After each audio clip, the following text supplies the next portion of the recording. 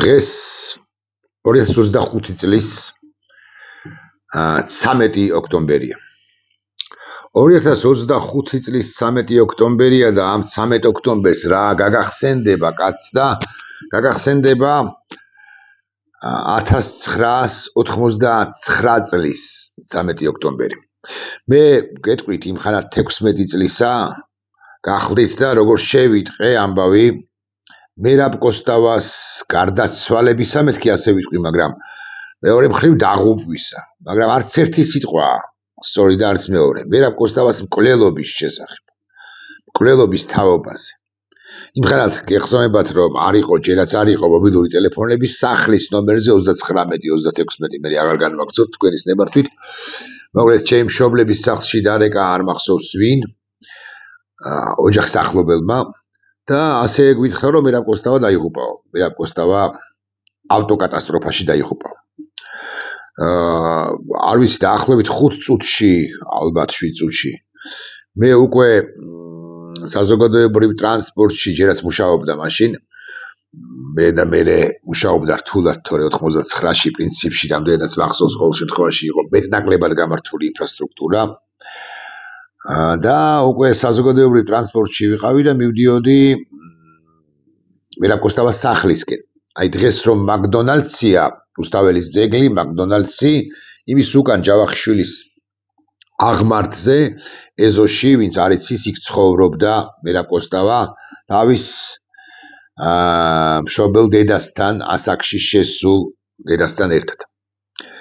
ამდენ ხანშიც მივიდა ეს ავტობუსი თუ ტროლეიბუსი, ავტობუსი უფრო არ მახსოვს, ნუ თქვა 20 წუთში, ნახევარ საათში და მე მახსოვს როგორ ავირბინე იმ აღმართზე, უკვე შეკრებილი იყო ხალხი, მერაბ კოსტავას არც თუ დიდ ეზოში და დამიდასტურდა ინფორმაცია, რომ აი ბორითთან მოხდა ეს ამბავი, გადატრიალდა ნივა, რომელსაც მართავდა თამარ ჩხეიძე, ცოცხალია, კალოტონი თამარი. და შეეწირა მერაბ კოსტავა და მერე უკვე გარკვეული პერიოდის შემდეგ გარდაიცვალა ზურაბ ჭავჭავაძე საავადმყოფოში. მერე ხმებიც მსმენია იმის თაობაზე, ხმებიც კი არა, ეს ნამდვილი ამბავია, რომ მერაბ კოსტავა ავარია რომ მოხდა, ავტოსატრანსპორტო საშუალება ნივა რომ ამოყირავდა. პირველი წუთები, მოდი ასე ვიტყვი, იყო ცოცხალი. მერე რაღაც სასწრაფო მანქანა მოვიდა, სასწრაფო მანქანაში რაღაც გაუკეთეს. მსმენია ხმები რომ გადაურბინა ამ ნივას გადაურბინა ხბომ. მერე იყო ხმები იმის თაობაზე, რომ საბურავი გამოაგორა ვინმე ვიღაცამ ადგილობრივმა თუ მაშინდელი კგბ-ს თანამშრომელმა. მერე იყო ხმები იმის თაობაზე, რომ სამუხრუჭე ხუნდები ქუთაისიდან ბრუნდებოდნენ თბილისისაკენ ეროვნული მოძრაობის ლიდერები და სამუხრუჭე ხუნდები გადაუჭრეს. არ ვიცი რომელი ჭორი არის სიმართლე, გულახდილად გეტყვით, მაგრამ ის კი ნამდვილად ვიცი, აბსოლუტურად დარწმუნებული ვარ, რომ მერაბ კოსტავა მოკლეს. ისევე როგორც ზურაბ ჭავჭავაძე მოკლეს. იმიტომ რომ მას შეეყარა ჰეპატიტი საავადმყოფოში ყოფნის დროს, როცა მისი პალატას და მისი ჯანმრთელობაც უფრო აი ამ ავტოსაგზაო შემთხვევაში მოყოლილის პალატა და ის თავად დასაკურველი უფრო დაცული უნდა ყოფილიყო. ჰეპატიტი ყოველ შემთხვევაში ნამდვილად არ უნდა შეხროდა და ჭორებზე, რომლებიც გავრცელდა მის გარდაცვალებასთან დაკავშირებით, ხო ცხადია, არაფერს ვიტყვი, უკლებლივ ყველა ჭორი, რომელიც სხვას აბრალებდა ზურაბ ჭავჭავაძის გარდაცვალებას, არც დავასახელებ ვის, რასაკვირველი იყო ჭორი და კგბ-ს მიერ მოფიქრებული. მოკლედ 13 ოქტომბერი ამ თვალსაზრისით არის გამორჩეული ჩემთვის, გულახდილად გეტყვით და ყოველ წელს ვცდილობ 26 მაისს გარდა იმისა, რომ გილოცავთ ხოლმე საქართველოს დამოუკიდებლობას, ხო ყოველ წელს ვცდილობ ხოლმე რომ ვილაპარაკო 26 მაისს მერაბ კოსტავაზეც, მისი დაბადების დღეა 26 მაისს, 39-ში იყო ბატონი მერაბი დაბადებული და აგრეთვე ვისაუბრო მასზე სწორედაც რომ 13 ოქტომბერს. ხანდახან გამოგრჩება ხოლმე კაც, მაგრამ მაინც.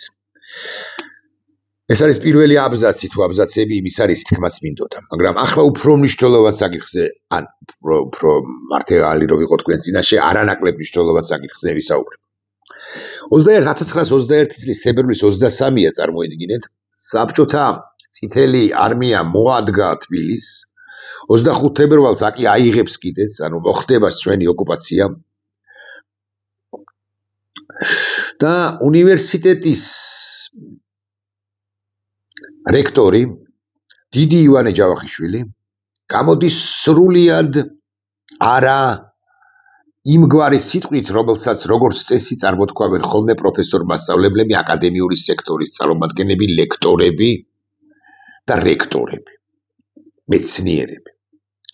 ის ამბობს და გახსოვთ თქვენ ეს სიტყვა, შვილებო, ჩემი მოვალეობაა, მე თქვენ წიგნისა და კალმისაკენ მოგიწოდოთ, მაგრამ ერის ცხოვრებაში არის ისეთი მომენტები, როცა საჭიროა ყველაფერი განზე გადადო და იარაღით ხელში მტერს მიეგებო. და აი, მე ივანე ჯავახიშვილი დღეს თქვენ იარაღისაკენ, იარაღის ხელში აღებისაკენ მოგიწოდებთ.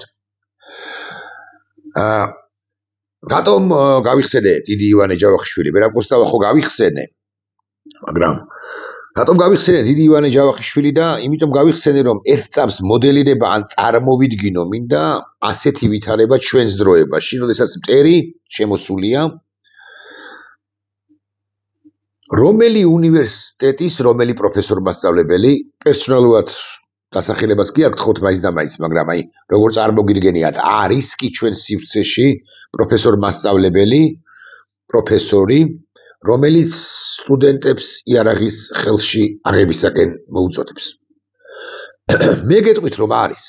არ ვიცი რამდენად რექტორები ალბათ თუ იმ უნივერსიტეტისა, თუმცა რექტორებშიც მოიძიება ამგვარი ადამიანი, რომელიც ეტყვის რომ გამოდით აუდიტორიებიდან, აიღეთ ხელში იარაღი და ეკვეთეთ მტერს, შეაკოდით მტერს, იმიტომ რომ დღის წესრიგში დგას საქართველოს ყოფნა არ ყოფნის, საქართველოს დამოუკიდებლობის საკითხი. უნივერსიტეტების სახელმწიფო უნივერსიტეტებს ალბათ ნაკლებად გულისხმობ, მაგრამ რატომაც არა შეიძლება სახელმწიფო უნივერსიტეტების უმაღლეს ხელმძღვანელებში, მათ შორის რექტორატში და პროფესორებში დღესაც არიან პირები, რომლებიც ამას ეტყვიან ქართულ საზოგადოებას, მათივე სტუდენტებს. თუმცა უმრავლესობა პროფესორ-მასწავლებლებისა, ლექტორებისა, რექტორებისა აგრეთვე და უნივერსიტეტების ხელმძღვანელობისა პირდაპირ მნიშვნელობით ერთის მხრივ შეიყუჟება და მეორეს მხრივ ხელს დაიბანს და მესამე მხრივ შეიძლება არათუ ბრძოლისკენ არ მოუწოდოს, არამედ პირიქით შეგუებისაკენ მოუწოდოს სტუდენტებს და უმრავლესობა დაგმობს ყოველ ახალ ივანე ჯავახიშვილს. ყოველ იმ პირს, რომელიც ასე იტყვიან, სასაკლაოზე ეპატიჟება სტუდენტ ახალგაზრდობას, სწირავს სტუდენტ ახალგაზრდობასო. არადა რომ შეუპირისპირო მათ ივანე ჯავახიშვილი და უთხრა რომ აგე ივანე ჯავახიშვილიც ამ 100-ზე მეტი წლის წინ სწორედ ამას ამბობდა, ამას ამ არგუმენტს უკუაგდებენ. ივანე ჯავახიშვილი მათ ხომ რეალურად არ უყვართ. ამ და ამგვარობის გამო ივანე ჯავახიშვილი მათ ეჯავრებათ. ეს ის ივანე ჯავახიშვილია, გულახდილად გეტყვით, რომელიც დღევანდელი პროფესორების მსგავსმა პროფესორებმა და უფრო კი ხელისუფლებამ, მაშინდელმა ხელისუფლებამ უნივერსიტეტიდან პრაქტიკულად გააგდო სწორედ ამ სიტყვების და ამგვარი პოლიტიკის გამო. ეს ის ივანე ჯავახიშვილია, რომელმაც 1918 წელს, ანუ 21 წლის 25 თებერვლამდე, სუსტად 3 წლით ადრე, 8 თებერვალს დააარსა თბილისის სახელმწიფო უნივერსიტეტი პეტრე მელიქიშვილთან და სხვებთან. ერთად არ უნდა დავუკარგოთ ჩვენ ცხადია, სხვებსაც უზარმაზარი წვლილი. ეს ის ივანე ჯავახიშვილია, გვარებს აღარ დავასახელებ ამ ჯერზე, რომელიც 33 წელს თუ არ ვცდები დაბრუნდა უნივერსიტეტში, ასევე თებერვალში და მის წინააღმდეგ განახლდა ძალიან დიდი ბრძოლა, ოღონდ გვარებს არ დავასახელებ, მისი რომელი მოწაფეები, რომელი მოსწავლეები, ასევე დიდი მეცნიერები გულახდილად გეტყვით, დაუპირისპირდნენ მას და გარკვეულწილად 1-2 კი არა, მეტჯერ, მაგრამ ეს ზოგადად ვიტყვი, ერთგვარი სასამართლოებიც კი მოუწყეს ივანე ჯავახიშვილს, რომლის წვლილიც 1918 წლის დამოუკიდებლობის აღდგენაში არის უზარმაზარი, უბრალოდ ბევრმა არ იცის რა მოლაპარაკებებს აწარმოებდა დიდი ისტორიკოსი სწორედ დამოუკიდებლობასთან დაკავშირებით ქვეყნის ფარგლებს გარეთ. აკრიტიკებდნენ უნივერსიტეტში დაბრუნებულ ივანე ჯავახიშვილს მისი ნაშრომების, მისი მოსაზრებების გამო ბრალსდებდნენ, ასე ვიტყვი. ხო, იყო ესეთი კაცი, მავასახელო თუ არ ვიცი, კარლო ორაგველიძე, მაშინ 33-ში უკვე იყო რექტორი. და ის განსაკუთრებით გამორჩეული იყო ივანე ჯავახიშვილის მიმართ კრიტიკით. დავიწყებული ჰქონდა 18 წლის წინანდელი ამბავი, ბატონ კარლოს და სხვებს, არა მხოლოდ მასზე გამოჩენილ მეცნიერებსაც, რომ 15 წლით ადრე ივანე ჯავახიშვილმა სწორედ ის უნივერსიტეტი დააარსა. ოღონდ ეს ის პერიოდია 18 წლის თებერვალი, როცა საქართველოს დამოუკიდებლობა ჯერაც არ აქვს გამოცხადებული. სხვა შორის კომუნისტები ერთი ხანობა, როცა აღნიშნავდნენ უნივერსიტეტის დაარსების მე-20 წლის თავს თუ არ ვცდები, 30 წლის თავსაც შესაძლოა მე-20 წლის თავს ნამდვილად ამბობდნენ, რომ ივანე ჯავახიშვილს ხვარც იწვევდნენ, მაგრამ ივანე ჯავახიშვილმა კი არა, ლენინმა დააარსა თბილისის სახელმწიფო უნივერსიტეტი 21 წლის თებერვლის თვეში. 36 წელია გამოხდა ხანი, 33 წლიდან 3 წელი, აპრილია, 10 აპრილი. და ივანე ჯავახიშვილმა მისწერა წერილი განათლების კომისარს და იქ ამცნო, უთხრა, რომ მე ჩემი უნივერსიტეტიდან საბოლოოდ მივდივარ. ჩემს მიერ დაარსებული უნივერსიტეტიდან. ეს ის ივანე ჯავახიშვილი, რომელიც სხვა შორის პეტრემ ეს უნდა ვთქვათ, როცა ძალიან დაუძლურებული იყო პეტრე მელიქიშვილი, ძალიან ბევრ რამეს აკეთებდა მისი მეგობარი ივანე ჯავახიშვილი იმისთვის, რომ შეემსუბუქებინა დიდი მეცნიერისათვის, კოლეგისათვის, მეგობრისათვის ის მძიმე ყოფა, რომელშიც პეტრე მელიქიშვილი იყო. ეს იყო 36 წლის ამბავს რო ვიხსენებ, იყო ბოლოჯერ შევიდა მაშინ ივანე ჯავახიშვილი თბილისის სახელმწიფო უნივერსიტეტის აუდიტორიაში, კედლებში, ესე ვიტყვი, შენობაში და დატოვა. მაგრამ ლექციების კითხვა, სამეცნიერო მოღვაწეობა და ლექციების კითხვა ამ დიდ ისტორიკოსს არ შეუწყვიტავს, გულახდილად გეტყვით. და 1918, ესე იგი 18 წელს უნივერსიტეტის დამაარსებელმა 1940 წლის 18 ნოემბერს ხელოვნების მუშაკთა სახლში წაიკითხა მისი უკანასკნელი ლექცია, როცა ლექციას ასრულებდა ასეთი ამბები ჩვენ რამდენიმეჯერ შეგხვედრია და სმენია და გვინახავს კიდეც, ასე მაგალითად გოგი ცაბაძეს დაემართა ახლებით მსგავსი, მასაც სცენაზე, როცა მან გამოსვლა და ასულა ბერეკო კულისებში გასულ მაგულზე ხელი მოიკიდა და მალევე იქვე გარდაიცვალა. აი ივანე ჯავახიშვილისაც იგივე დაემართა. ამ ლექციას ეცნებოდა აკაკი შანიძეც, ეს მნიშვნელოვანი ამბავია. მოკლედ, 18 ნოემბერი და ივანე ჯავახიშვილი გამოდის ხელოვნების მუშაკთა სახლში და შუა სიტყვაზე, აი ვერც დაასრულა სიტყვა, აღმოხდა, ამოისუნთქა და წინადადება, როგორც ამბობენ, როგორც ვერ გამოიტანეს ხმა, ვერც დაასრულა. ბოლო ბგერებიც კი ვერ წარმოთქვა და იქვე ადგილზე გარდაიცვალა. ერთ ადგილზე გარდაიცვალა, თუმცა ერთი ხანობა თითქოს შეეწინააღმდეგა ცელივით მოსულ სიკვდილს.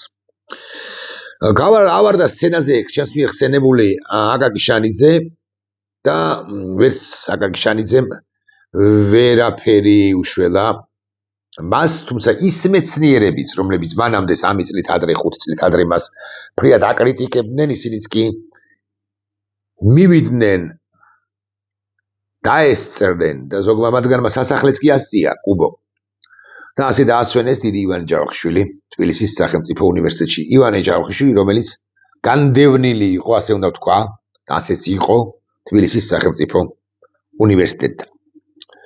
ვერამ კოსტავა ვახსენე, ანუ მე ვახსენებ ახლა პირებს, რომლებსაც დაეყრდნო თუ ის 18 წლის და თუ ეს 91 წლის დამოუკიდებლობა, მიუხედავად იმისა, რომ 91 წლის დამოუკიდებლობას 9 აპრილს ვერაკოსტავა არ მოსწრებია, ვერ მოესწრო, იმიტომ რომ მოკლეს. ივანე ჯავახიშვილი მოკლეს მეთქი, ასე როგორ თქვა, მაგრამ ივანე ჯავახიშვილიც ასე არა პირდაპირ, მაგრამ მოკლეს. ამბროსი ხელაიაც არა პირდაპირ, მაგრამ მოკლეს და ასეთი უამრავი ადამიანია, რომელიც პირდაპირ მოკლეს, ან ირიბად მოკლეს.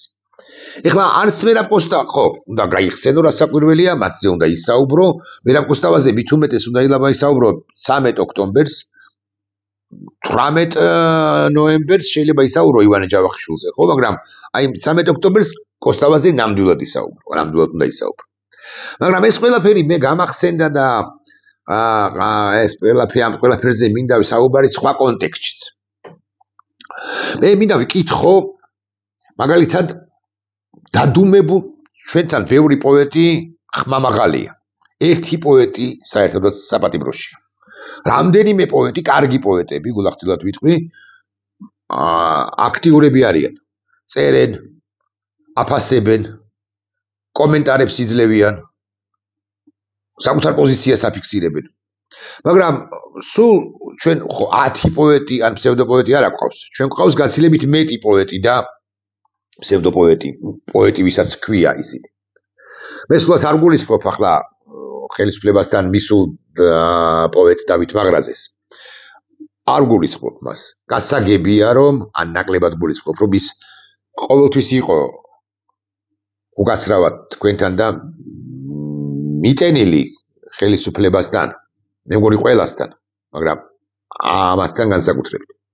ამიტომ მასზე სულაც არ ვლაპარაკობ, მაგრამ მე ვლაპარაკობ უცნობ, ან შედარებით უცნობ პოეტებზე და ვეკითხები, სად ახარ შენ, ესე პერსონიფიცირებულად არა, მაგრამ პოეტო, მხოლობით რიცხვში, რომელიც წერ ლექსებს, როგორ არ წაგცდენია ერთი სიტყვა, ერთი მოსაზრება, ერთი შეძახილი, ერთი ამოსუნთქვა, ერთი კომენტარიც კი, სწორედ ზვიად რატიანის დასაცავად. როგორ არ წაგცდენია შენ და რატო ემსგავსები იმ პროფესორ მასწავლებლებს, რომლებმაც გასწირეს ივანე ჯავახიშვილი, რომლის სახელსაც ატარებს დღეს თბილისის სახელმწიფო უნივერსიტეტი. ის და რახველიძე არც არავის არ ახსოვს. განსაკუთრებით დიდი კრიტიკოსი ივანე ჯავახიშვილისა, მაგრამ ივანე ჯავახიშვილის სახელს კი ატარებს თბილისის სახელმწიფო უნივერსიტეტი, იმიტომ რომ ივანე ჯავახიშვილმა სხვებთან ერთად ცხადია, შექმნა აკაკი შანიძესთან, პეტრე სხვებთან ერთად შექმნა სკოლა და არა მარტო ისტორიისა ივანე ჯავახიშვილმა, არამედ ზოგადად საუნივერსიტეტო სწავლებას სწორედ მან ჩაუყარა საფუძველი. მაგრამ ივანე ჯავახიშვილზეც და მის კრიტიკოსებზეც არ ვლაპარაკობ, ახლა შენ სად ახარ პოეტო? ერთხელ ლექსებს რომ სწერ, ხო? ერთხელ ერთი ლექსი, რომელშიც ზვიადი უნდა გეხსენებინ არ მინდა ლექსი, ერთი კომენტარი, ერთი Facebook სტატუსი პასიური ვარო ამბობ. აყვირდეს სხვა და ვიყვირებ, მეო იტყვი ამას. ან პასიური ვარო, ამას დაურთავ, ამას დაუმატებ, მაგრამ აყვირდა სხვა პოეტიც. აყვირდნენ სხვა პოეტებიც და შენ კი ისევ რატომღაც დადუმებული ხარ. სად ახარ შენ მასწავლებელო, ასე გკითხავ. იქ თუ ზვიად რატიანი ვიგულისხმე, ახლა ამ შემთხვევაში ვიგულისხმობ ნინო დათაშვილს. მე ვერ დავინახე, პრაქტიკულად ვერ ვნახე, ერთ-ერთი პედაგოგი სკოლის, პედაგოგი მით უფრო, ვინც სიტყოდა რომ აი ნინო დათაშვილს რასაც უშვებს, ეს ხელისუფლება წოდებული ბანდა, ეს საშინელება ერთხელ იტყოდა. ნუ თუ ასე დაგაბიძინათ ბიზიდა ივანიშვილმა და უძლურად ბიზინა ივანიშვილმა, რომ ხმასაც ვერ იღებთ, ზმუგსაც, იმიტომ რომ გეშინიათ, რომ დაკარგავთ იმ მომატებულ ხელფასებს, რომლებიც გააქვთ, დაკარგავთ, არა, 1-2 მასწავლებელი, სიმართლე გითხრათ, თლად გულახდილი რომ იყო 2-3 მასწავლებელი, 3-4 მასწავლებელი მახსენდება, მაგრამ ჩვენ ხომ 60,000 კაციანი გუნდი გვყავს პედაგოგებისა, რომლებმაც არა მხოლოდ ქართული უნდა ასწავლონ ან მათემატიკა მოსწავლეებს, არამედ უნდა ასწავლონ პირველ ყოვლისა ადამიანობა დაფუძნებული სიყვარულსა და ემპათიაზე. ხო და სად ახართ პედაგოგებო? როგორ არც ერთ თქვენგანს არ აღმოხდა ქალაქად, სოფლად, რაიონში, რეგიონში, აღმოსავლეთში, დასავლეთში, სამხრეთში, ჩრდილოეთში, კარგ, ცუდ, გარემონტებულ, გაურემონტებელ სკოლაში ერთი სიტყვა, რომ რასაც უშვებით, ნინო დათაშვილს ეს დანაშაულია, ეს ჩემი აზრია, დავიწყეთ, გავაგრძელეთ გაკვეთილი. პოეტები არ ჩანან უმრავლესობა, მასწავლებლებიც არ ჩანან. სად ახარ შენ ექიმო? 1-მა, 2-მა, 7-მა, 10-მა, 15-მა, კიდე 15 გამორჩებოდა. ექიმმა ამოიღო ხმა და დაიცვა განაარა.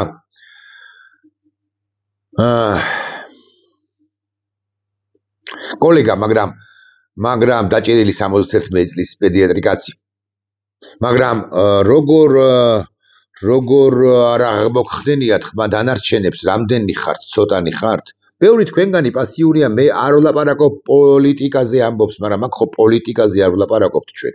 აქ ხო ვლაპარაკობთ კაცის დაცვაზე, რომელიც იმ კაცის დაცვაზე, რომელიც დაცაცავია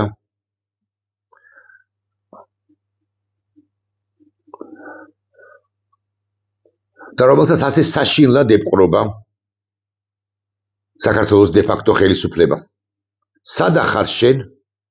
მე გეკითხები, პედაგოგო, მოდიში, რომელიც არიცავ ნინო დათაშვილს და არიცავ 71 წლის გიორგი ჩახუნაშვილს. სად ახარ შენ ექიმო, ვისაც ხმა ჩაგიგდია და პირში წყალი გაქვს ჩაგუბებული? სად ახარ შენ ეკლესიის მსახურო, ღვთის მსახურო? სულ რომ მართალი არ გეგონოს დოროთე ყურაშვილი, სულ რომ არ გეგონოს, როგორ შეიძლება რომ შენ გაჩუმებული იყო მით უფრო ახლა, როდესაც ეკლესიას ისევე როგორც პრინციპში ყოველთვის, მათ შორის მე-20 საუკუნის დასაწყისში, ევალებოდა ეკლესიის ღვთის მსახურს, უფრო ზუსტი რომ ვიყო, საუბარი არა მხოლოდ ბერის ან ღვთის საქმეებზე, ქადაგება ღვთის საქმეების, არამედ დაცვა და ადვოკატირება საუბარი ერის საქმეებზე. საკი ამიტომაც არის დიდი პატრიოტი და დიდი მოქალაქეც და დიდი პატრიარქიც ამბროსი ხელაია, რომ ის ერთის მხრივ ლაპარაკობდა ქრისტეზე, მაგრამ მეორეც მხრივ ლაპარაკობდა ქართველ ერზე. ასე რომ ვამბობთ ხოლმე შეწირულზე ქრისტესათვის, ასე რომ ვამბობთ ხოლმე ქართველ ერზე, რომელიც ღვთისმშობელმა, ანუ ამ ქრისტეს მშობელმა მარიამმა ამოარჩია. მის შეჭირვებაზე, მის პრობლემებზე და აკი ამიტომაც მიმართა გენუის კონფერენციას, კიდევ წარმოთქვა 1-2 უმძიმესი სიტყვა ბოლშევიკებისათვის და აკი ამიტომაც მე მეორეჯერ ვახსენებ ამბროსი ხელაიას, თუ მესამედ ვახსენებ, 1927 წელს ის ივანე ჯავახიშვილის არ იყოს, პრაქტიკულად მოკლეს. მერაბ კოსტავასი არ იყოს, პრაქტიკულად მოკლეს, როდესაც ივანე ჯავახიშვილს ხომ ისევე მოსწავლეები შეუპირისპირდნენ სხვათა შორის და აქაც ამბროსი ხელაიას მისი უმცროსი მოსწავლეები შეუპირისპირდნენ, მათ შორის მომავალი პატრიარქის ქრისტეფორეს თავკაცობით თუ თამადობით. სხვა შორის ქრისტეფორემ და არა მხოლოდ მან მოსთხოვეს ამბროსი ხელაიას, რომ მას უარეყო გენუის კონფერენციისადმი გაგზავნილი ის წერილი, რომელშიც ამბროსი ხელაია ამბობდა იმას, რომ საქართველო უნდა იყოს დამოუკიდებელი და ბოლშევიკებმა უნდა დატოვონ დამოუკიდებელი საქართველო. ხო და სად ახარ შენ, დოროთეს რო დაუბრუნდე, არქიმანდრით, სად ახარ შენ მღვდელ მსახურო, ქრისტეს მსახურო? როგორ არიცავ იმედი რო უგორებს კამპანიას დოროთე ყურაშვილს და ტყუილზე აბამს და პროპაგანდის თვალსაჩინოება რო ადამიანის ჩაწიხვლისა და ჩაძირვის, შენ სად ახარ ამასობაში სხვა ტაძრის და არა ეკლესიის მღვდელმსახურო, როგორ არ აღმოგხდა არც ერთი სიტყვა? სად ახარ შენ მუსიკოსო? ესე გეკითხები, ვინცაც მხარ და მხარ ერთად გიმღერია პაატა ბურჭულაძე, ან შეიძლება სულაც არ გიმღერია, მაგრამ იცი პაატა ბურჭულაძის მასშტაბის თაობაზე, სულ რომ თვლიდე, რომ ის სახელმწიფო გადამტრიალებელია, ერთი ტექსტი, ერთი კომენტარი, ერთი სტატუსი, ერთი ამოოხრება რა გახდა ცნობილი მუსიკოსების, მომღერლების მათ შორის მხრიდან თუ მიერ. მსოფლიოს სცენებზე რომ გამოდიხართ, გარკვეულ შემთხვევებში და ქართულ სცენებზე რომ გამოდიხართ, იმ შემთხვევებში, თქო მე აქ დახელფასებულ იაფფასიან იაფასიან არა ძვირას რო უხდიან, მაგრამ იაფასიან უკაცრავად რუსულისთვის დიშოვი ტიპებზე არ ვლაპარაკობ.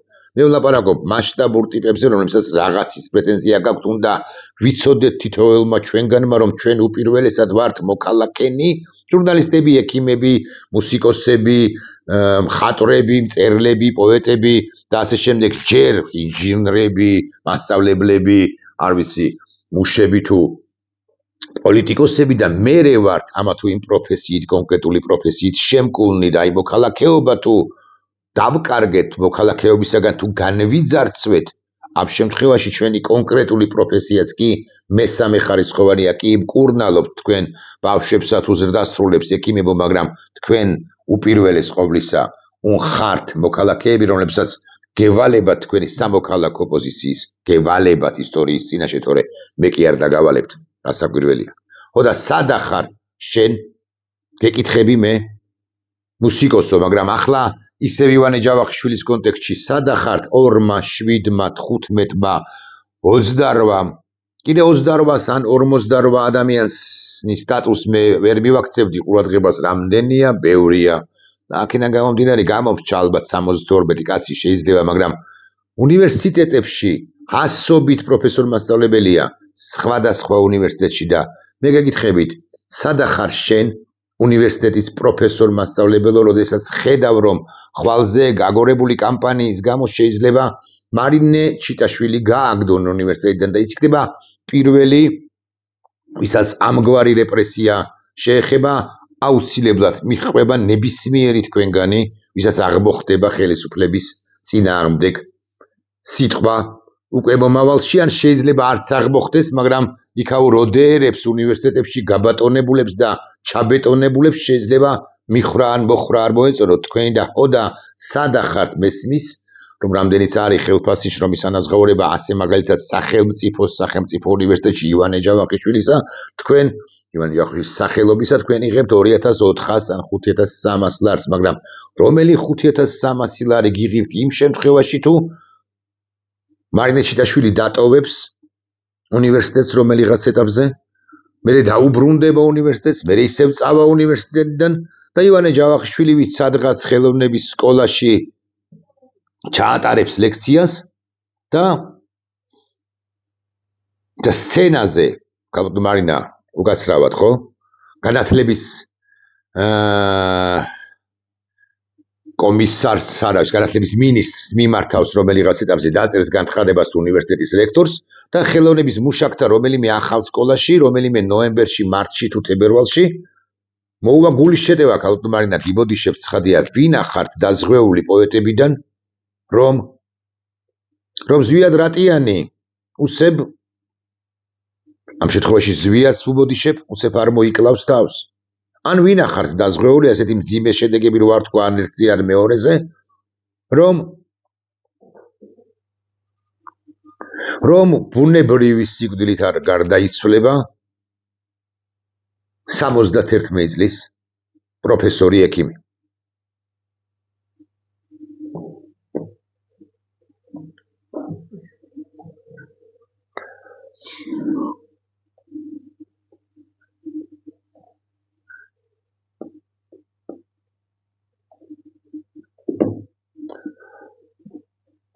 ნახვამდის.